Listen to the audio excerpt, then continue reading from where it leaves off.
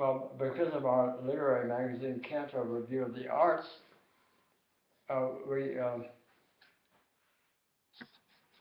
had to talk to a lot of rather well-known writers like Robert Lowell, nicknamed Cal Lowell, and in fact, I invited him to a dinner I gave at the Signet Society, which he came and he read for nothing. And I also knew Elizabeth Bishop and some writers who were publishing in New York all the time, like Ann Beattie, who gave us a number of stories, and Joyce Carol Oates, who republished Joyce Carol Oates, Ann Beattie, and James Merrill. And he sent us part of his Ouija board poem, which our magazine rejected. And then the next communication I had with him was to ask for a donation to the magazine. And I got it. I got $1,500, having rejected his poem. And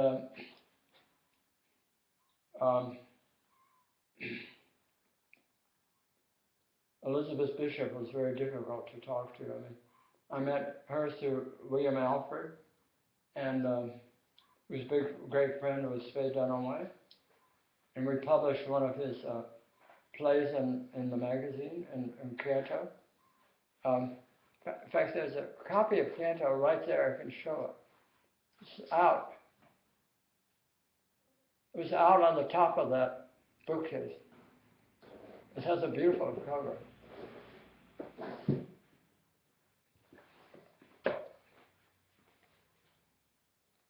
Oh, that's not the beautiful cover. That's the beautiful cover. That's one of the beautiful covers. And this is one of the better covers, which was designed by Carol Schloss, who's now publishing a biography of Ezra Pound and become a great Joyce scholar and expert on Joyce, and a retired professor from Stanford, English department. There's another one I like. This is, I'm in this issue with my essay on Samuel Beckett, called More on Beckett.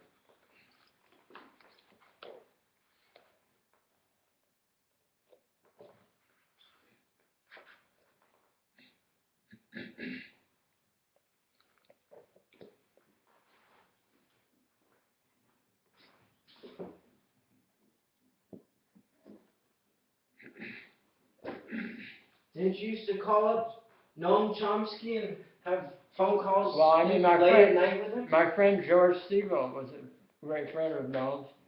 George was chairman of the Russian department at UMass Boston, and George gave me Chomsky's number, and I would call him up and talk to him about some of my plans to do documentaries on political subjects. And he's very, he's very cordial to me, and very, very friendly, and it was very, very supportive of anything I was doing. I wouldn't call him at odd hours, but I'd try to pick a convenient hour. You know, like a Saturday morning or something when he might be in the house, his house. I think he lived out in Lexington. Then he moved to Cambridge finally. You know, his wife, he's a widower, and he's now remarried. He's gotten married to a Brazilian woman. Everybody knows that. Well, but maybe this audience doesn't know it. Everybody knows. All right, that's all I'm talking about. Found another issue. I like this one a lot. I think that's a beauty.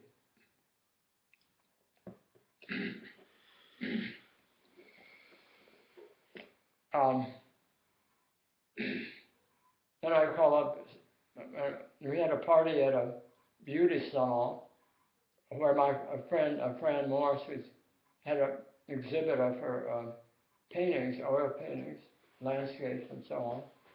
And I invited Ann Beattie, Um,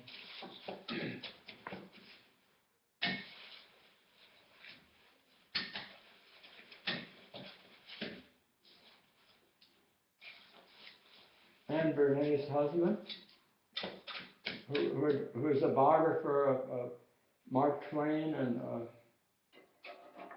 actually her father, the one who started the PR business in America, Bernays, suggested I invite Anne's husband, and I also invited J.D. O'Hara and Ann Beattie and Norman Jellijoy, who is a very good composer, taught at Boston University.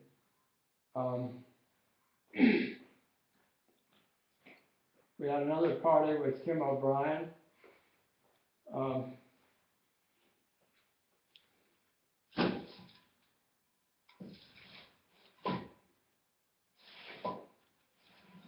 Frank O'Hara, who wrote the wonderful book called Stop Time. And J.D. O'Hara, who taught at University of Connecticut. I knew there when I was getting a master's there. He wrote a long piece on Nabokov, which was very good. And then I got Albert Gerard to do a piece on John Hawkes, his novel, most difficult novel, which is very good in one of our issues. I got a very good essay on James Merrill by a guy who taught at UCLA, I forget his name. And then we had a terrific essay on Montale by Glauco Cambon, who also taught at the University of Connecticut. And we had a whole series of essays. Also terrific translations by Jonathan Galassi and William Arrowsmith of Montale's poems. And we also had by Ruth Feldman translations of Primo Levi's work before he committed suicide. You know, he wrote that wonderful book called Night about being in the concentration camp.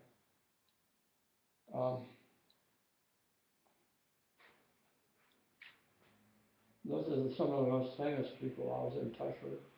I mean, Guy Davenport wrote a very funny review, sort of mocking a lot of Yale critics like Harold Bloom and other people in one of our issues. They're very funny reviews.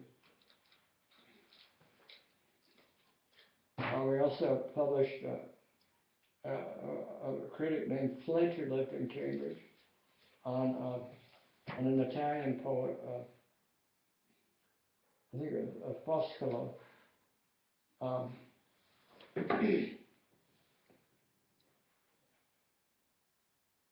But I mean, we had great stories by Joyce Carol Oates, which we got for very little money, like $10 a page or something. But I mean, long stories, like 40-page stories. And the long stories by Ann Beattie, who was very in vogue at that time, and just soon to come to Harvard to teach it, and then before she went on to teach full-time for where she probably ended up, where she retired at the University of Virginia, teaching creative writing. She's a good friend of mine. I knew her a little bit at the University of Connecticut when I was getting my MA there and teaching creative writing and essay writing to freshmen and so on. As far as Elizabeth Bishop was concerned, another one of our great friends was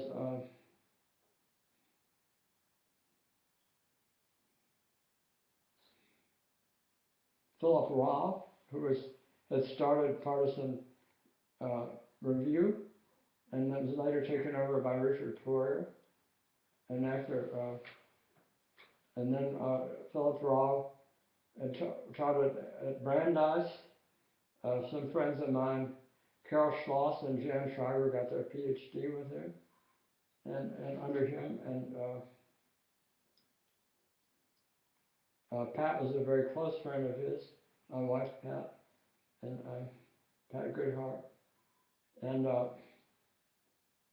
in fact I was the first person who realized that her story, which she later published when he founded a new magazine called Modern Occasions, I went to her when I read that story. I said, "This is a great piece of work, very original, and you got to get it published." And so then she showed it to Philip Roth, and he published it in Modern Occasion.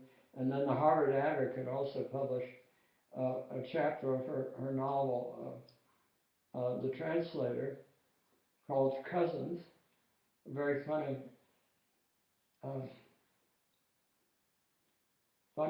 story in the Harvard Advocate.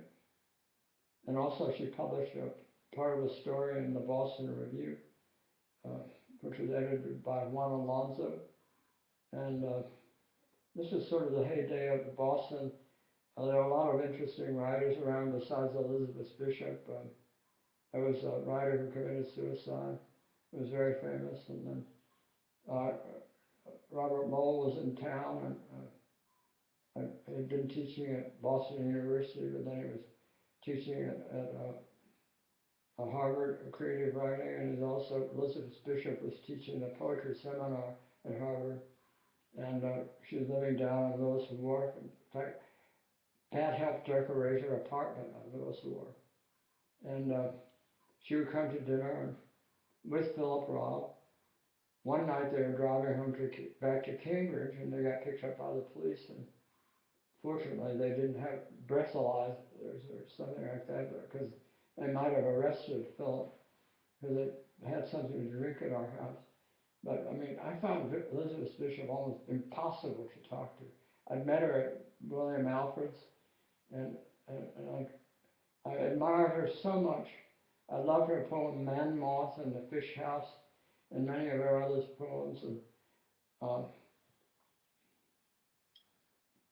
she lived in Brazil for a year with her lover, a woman who I think had gone to Vassar, and she wrote wonderful. I have a collection of prose pieces, essays, and reviews she wrote, and so on. She was a terrific writer, great. One of the great women poets. I mean, after Emily Dickinson and Marianne Moore, she was one of the absolute great American women poets of all time. And of course, one of my teachers at Lawrenceville, Thomas Johnson, is the one who did the great Final Harvest of Emily Dickinson's poems, later published, I think, by Little Brown. And it's a wonderful collection. Marianne Moore, I think, taught at Bryn Mawr. Elizabeth Bishop, I didn't think the only place, she was born in Worcester, Massachusetts. The only place she taught was at Harvard. I don't think she taught at any other institutions. I think she may have gone to Vassar. I think she was in the group that Mary McCarthy, the book that Mary McCarthy wrote about her classmates at Vassar. Wasn't Dorothy? Another friend, Dorothy Wallace, was in that class. Talk about Dorothy. And a woman who played violin in my father's symphony orchestra, Clover Waterman, was in that class.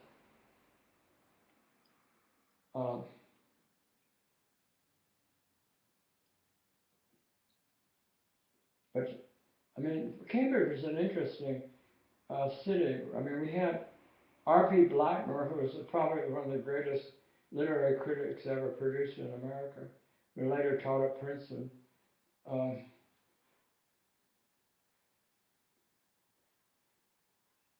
He never went to college. he grew up in Cambridge, just went to the Cambridge schools, and he didn't go, I don't think he went to any place to college, or to the university, any place. I don't think he had a university degree. He surely didn't have an advanced degree. But he did teach at Princeton as a professor, as a very honored professor there, esteemed professor. I mean, his book on a lot of 20th century writers like Faulkner and a lot of the poets, Eliot and Pound and so on, was a brilliant, brilliant book.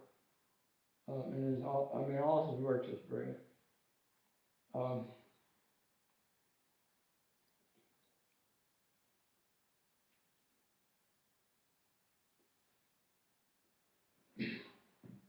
I would like to tell a story about my father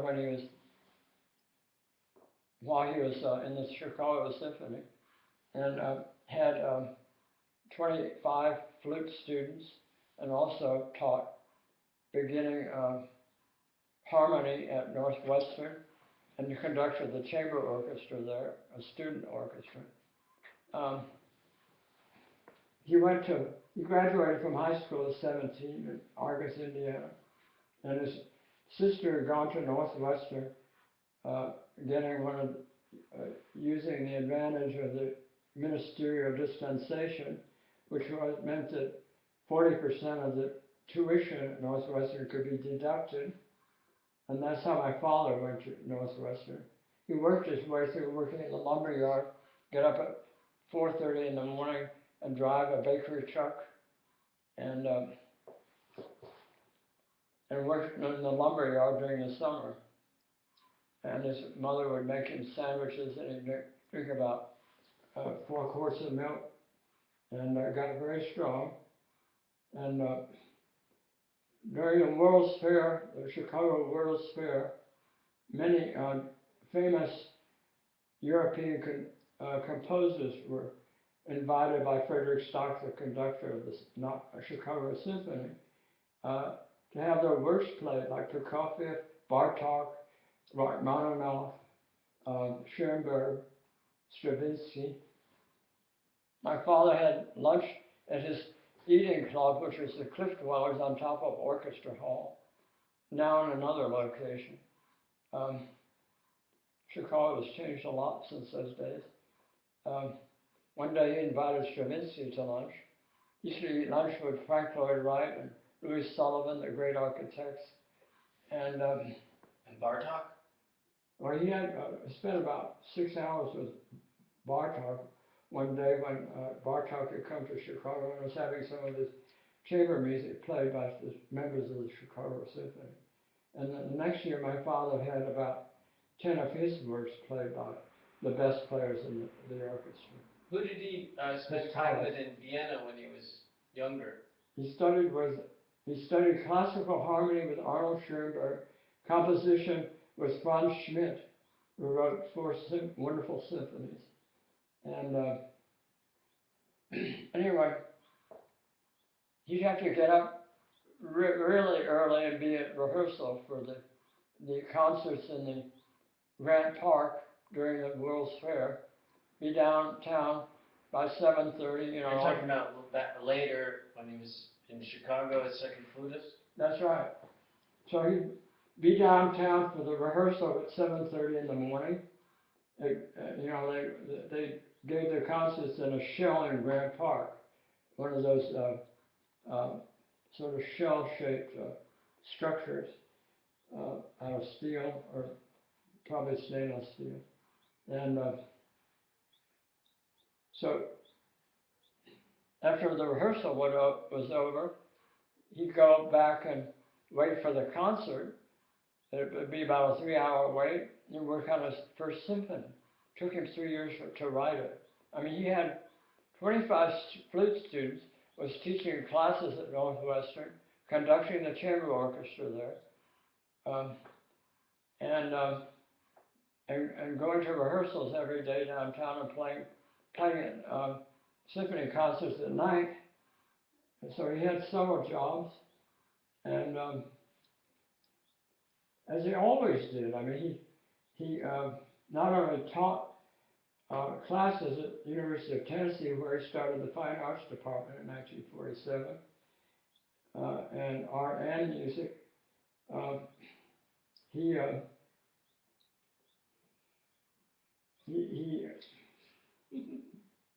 would not only composing lots of pieces, and when he was both in Kansas City and on the farm, he was practicing flute 4 hours a day and composing a bunch of pieces while he was doing all the farming, doing alternate service during the Second World War. And anyway, this one morning, after the rehearsal, he was waiting. He had about 3 hours to wait, so he went back to work on his first symphony. So he was sitting there, and the second trombone player, the brass section of the Chicago Symphony, was very famous. It was probably the best brass section in the country. And the trombone player saw him there working hard, bent over his note paper and music paper, line paper, and scribbling away, writing probably in ink. And the guy comes and he slams his hands down on my father's back, right at the base where the trapezius muscles are. Scared the hell out of my father. My father got up and decked him. I mean, knocked him cold. I mean, he's strong as hell after working in the lumber yard and on the farm and so on. And, they made out the guy didn't hold any grudge or anything. He understood it that he'd startled him. And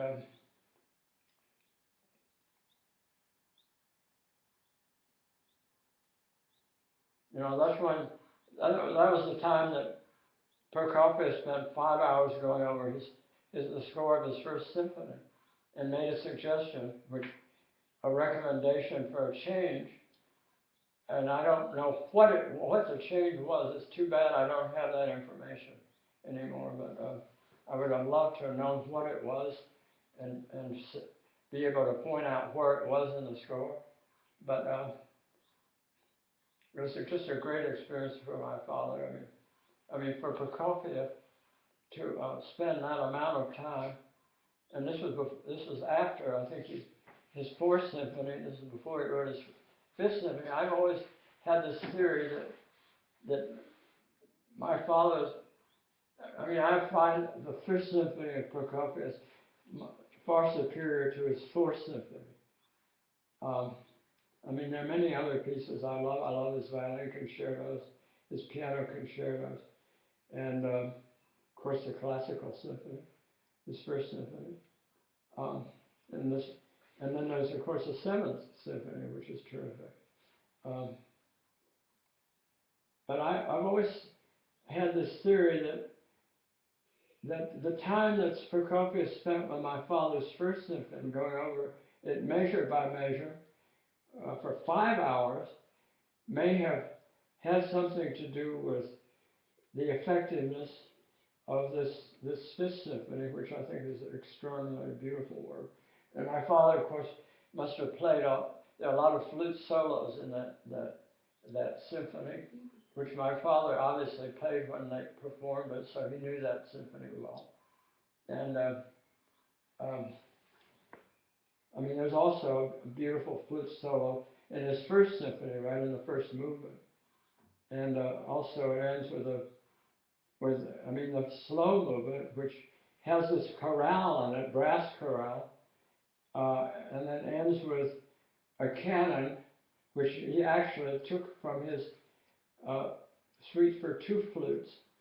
There's a canon, the same canon, in sort of in a minor key, and the end of the first of the slow movement ends that way. Of course, you could think of the last movement after the scherzo as a kind of highly developed and with elaborate variations. My father, at the age of 29, wrote his Chaconne, which at 9 years old was performed by Howard Hanson when he was 29 years old, still a student at Northwestern, and probably about 1927, um, graduated in 1928 from Northwestern School of Music, went to Vienna and studied flute with Niedermeyer of the Vienna Philharmonic.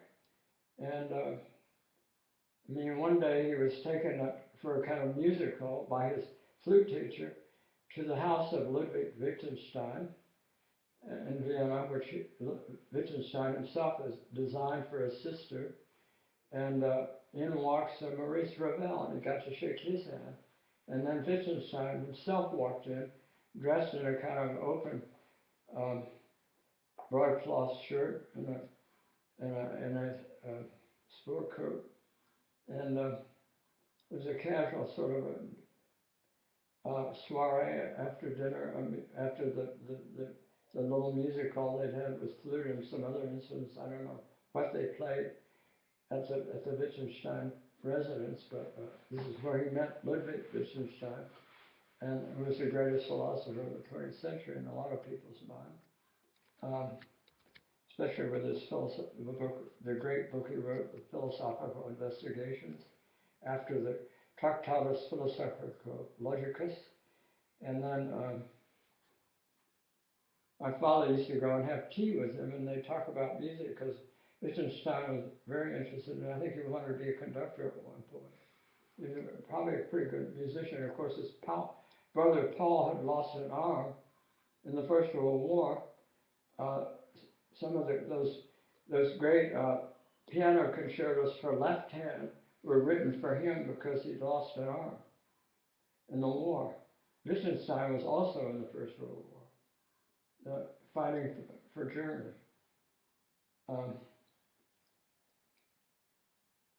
I mean, there's a wonderful biography of him by Ray Monk, which I know very well. In fact, I know all of his work very well.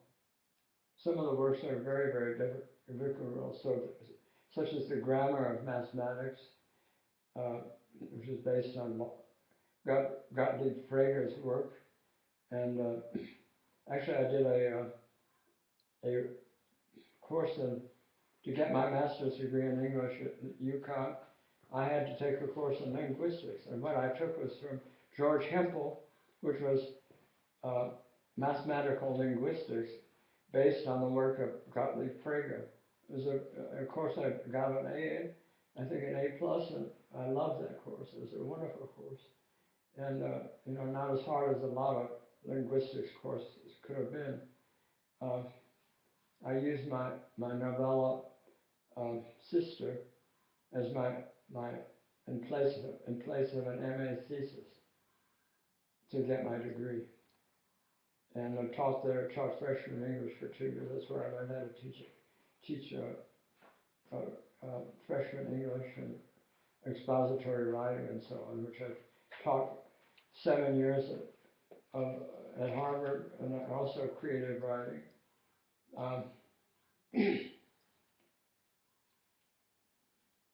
This was during the time we started our magazine, Canterbury Review of the Arts, my wife and I, and 2 other friends. And now we're starting a new magazine called Montparnasse, which I think might become a fashion magazine. And I'm going to publish my essay, The Poetics of Suicide, about the use in narrative and dramatic literature of suicide for climactic reasons. Who did your father meet or spend time with in Paris when he was? Didn't he do some? He studied with Marcel Moïse. It was a condition for getting his first job with the Chicago Symphony Orchestra that he studied with Marcel Moïse, who was the best flutist in Europe at that time. So he went freshly married to my mother. Their anniversary, which is May 28th, is coming up soon. He met her she took a kind of world tour with a professor from Northwestern named Pease. His daughter was named Margaret Pease, and they went to Jerusalem, to Egypt, all around the world on ship. They went over on shipboard. I don't know what liner they took. I went on Queen Elizabeth. I don't know what she took. Maybe a smaller ship. And my father, to pay his way to Europe, to go to Vienna, the dean of the Dean Lutkin of the School of Music brought him in and he said, "Man, Baxter, you're the best student we've ever had at the School of Music, but you need to go and study with some big names in Vienna. That's what you need to complete your musical education." And so that's what he did. I mean, he didn't study 12-tone technique with Schoenberg, he just studied classical harmony. And he went directly from Chicago to Montreal to catch the French Ile-de-France, I think it was called, the ship they took to go that landed at Cherbourg. And they went to Montreal to get that ship, that boat. And right off the boat, when they got into Paris, he had to go out to Meudon, where Maurice lived with his family. And then he spent about 6 weeks studying with him before he went on vacation in Saint-Amour in Burgundy. And Saint-Amour is actually one of the best Beaujolais wines. And they stayed in a little hotel in Saint-Amour. In fact, there was a horn player, Benson, from Stockholm, a Danish horn player, also, I think, studying flute with Maurice, who fell in love with my mother, and named Benson. And there's a funny story about that hotel. They had a wine cellar that went about 3 blocks under the hotel. I mean, like for blocks underneath. And the people in the restaurant in the hotel, and in the kitchen of the hotel, would put a cheese up on a shelf, which they could see going up and downstairs. And all during the summer, this cheese was getting blown by flies, and it was full of larvae. And that was a delicacy. They thought a cheese full of fly larvae, maggots, was a delicacy. And French people liked that. I mean, my parents thought it was disgusting, but it was also sort of funny. Makes a good story at any rate.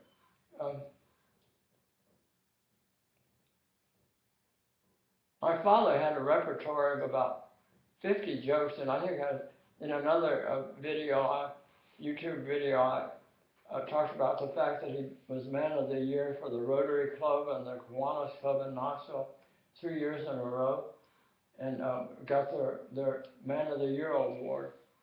He was very personable and a great story.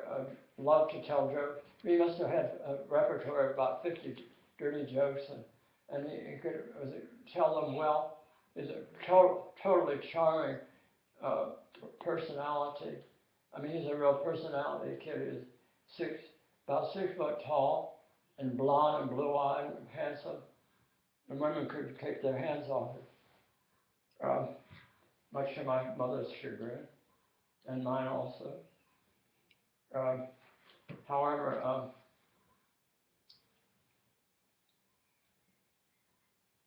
and I also would like to repeat the fact that he was made by the Tennessee Senate and House of Representatives.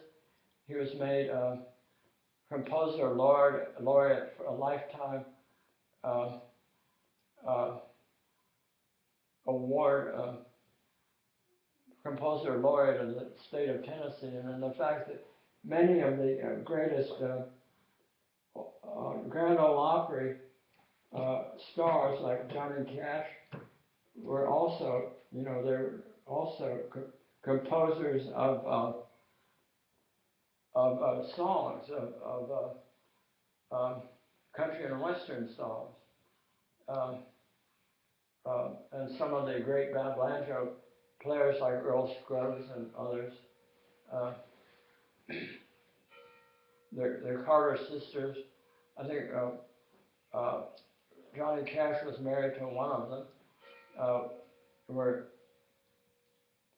were, were able to come up with a lot of songs, you know, and not only carrying on the hillbilly uh, Scotch-Irish tradition of hill people or mountain people, and the music that they came up, people like later like Dolly Parton, and of course my father taught, a lot of these people went over to Nashville to the Grand Ole Opry. He taught them beginning harmony, and he was a great teacher. I think one time I even talked about one of his classes, how he took just a tune, and their class was made up of just picking a tune, a good tune. You know, might have been one of the tunes out of one of the famous Mozart symphonies, the Hofner or the Prague Symphony, and taking the tune. You know, it could be a tune of 7, 8, 10 notes, and then going over each note, each interval, and then talking about all the harmonic implications to decide whether you're going to really want to use that. I mean, he taught composition, not only harmony, at the University of Tennessee. But if you want to use that tune, you've got to know its harmonic potential. And so what you're dealing with, so the whole class was spent going over the harmonic implications of that tune and deciding if you wanted to really use that tune in a composition. And he was a great master of theme and variations. I mean, he has a big work called Passacaglia, and of course the Chaconne he wrote at 29, which was performed by the Eastman Rochester Orchestra, Howard Hanson conducting. Howard Hanson was another graduate of Northwestern School of Music, and he wrote about 7 symphonies. And I remember I went to a performance of his Prelude and March, where Hanson came and had one of his pieces played by the Northwestern Student Orchestra. And he was all dressed up in a rather natty way, Howard Hanson, and with his wife, and a rather handsome fellow. And I think he was a Danish ancestry.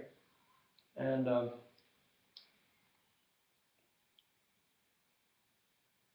enough said about my father for today.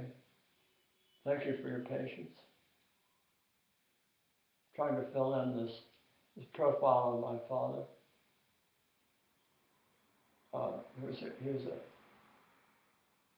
He was called, his family called him Dutch as a kid with his blonde hair and blue eyes, and of course his Dutch ancestry, his ancestors, 2 brothers had come over, Toinus Cornelius and Metzler, which means bricklayer, from Amsterdam. They came from Vechten, a town on the Vechte River, which is where all the rich and famous live in Amsterdam or in Holland today. And my wife and I last summer exchanged our manoir here in Normandy for a place in Orne, which is where the East India Company was founded.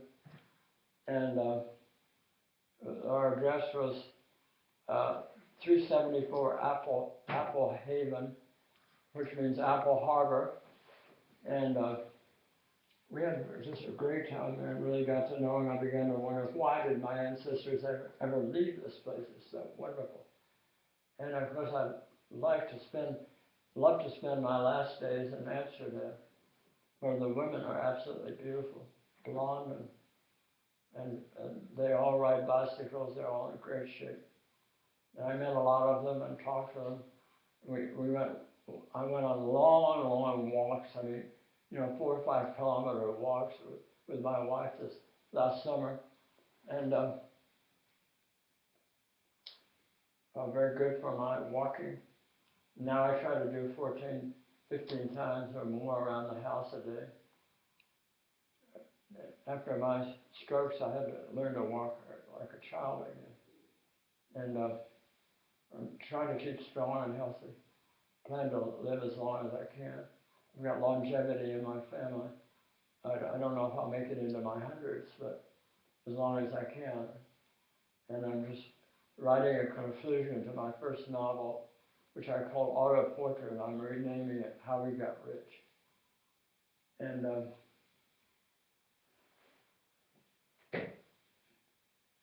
it ends with my wife-to-be, mother of my first child, my first boy, Cecilia, and I coming up from Italy back to Paris after spending the summer in Italy, where she had a commission to do to make an art school in Milan, and she's half Italian and French, and we're coming back to Paris and planning what we're going to do in the next 9 months as we wait for the child to be born, and so we're planning our setting out all our goals. As I say, people without goals never accomplish anything. And then, that's the conclusion of Auto Portrait, now called How We Got Rich. And part of it is about introducing American artists to France through the Bismarck Foundation. And I'm talking about some modern artists like Ansgar Jorn, Danish artist, part of the Cobra School, and people like Winslow Homer, John Singer Sargent, Robert Motherwell, Mata, Sam Francis, and a number of others, Frederick Karl Frieseker, Bierstadt, George Eakins, the great Philadelphia artist, and Eakins was also a great photographer. Also Marsden Hartley, one of the greatest artists from Maine ever, in the state of Maine, and who spent time in Europe, was a great friend of Gertrude Stein's, went to Berlin, and got fascinated by some of the sort of proto-stormtroopers who were walking around Berlin at that time, dressed up in military uniforms. He was very, I guess he was gay, and he spent a lot of time with Stieglitz and Steichen in New York, who fed him. Those great photographers in New York City, and they actually, he probably might have starved to death if they hadn't fed him well. And then the Cleveland Art Museum started buying some of Hartley's work. But Hartley is a German expressionist, an American German expressionist, if there ever was one. And I don't think anyone would qualify so well as he does. I mean, Prendergast is another great American artist that should be better known in France.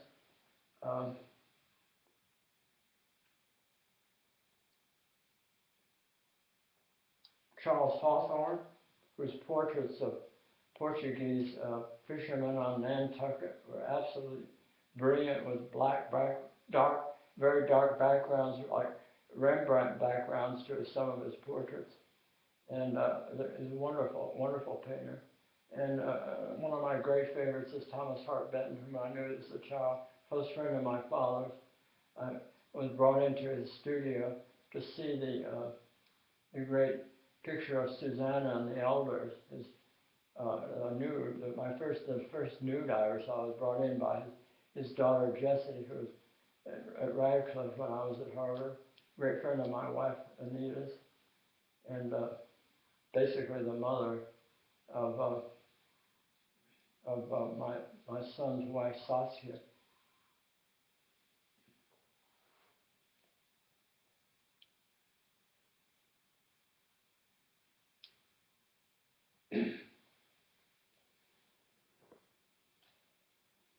So that's it for today.